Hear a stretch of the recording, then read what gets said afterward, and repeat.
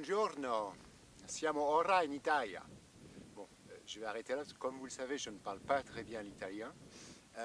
Ça ne m'empêche pas de vous parler aujourd'hui des hauteurs de Gênes, où je suis arrivé. Donc Gênes, c'est pour demain.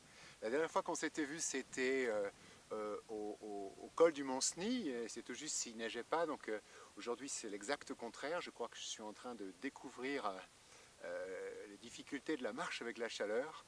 Et depuis qu'on s'est vu, ça a été le passage dans la plaine du Pô, qui n'a pas un physique forcément facile. Après être passé à la Sacra San Michele, qui se trouve exactement à mi-chemin entre la Casa San Angelo, tout à fait au sud de l'Italie, et le mont Saint-Michel, un endroit délirant, juché au sommet d'une montagne, malheureusement, dans le mauvais temps. Donc derrière moi, vous avez la chaîne des Apennins, ou en tout cas le début de la chaîne des Apennins, qui m'inquiète énormément. C'est 15 jours de marche sous la canicule, maintenant qui est arrivée, de montagne non-stop.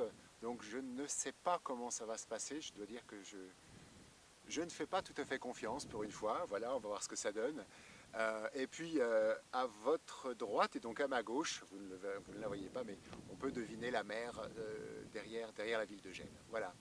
Alors, qu'est-ce qu'on peut dire de cette semaine où le temps s'est écoulé pour vous sans moi? C'est que le fait de ne pas parler correctement l'italien est une épreuve, c'est une difficulté, mais c'est aussi un avantage.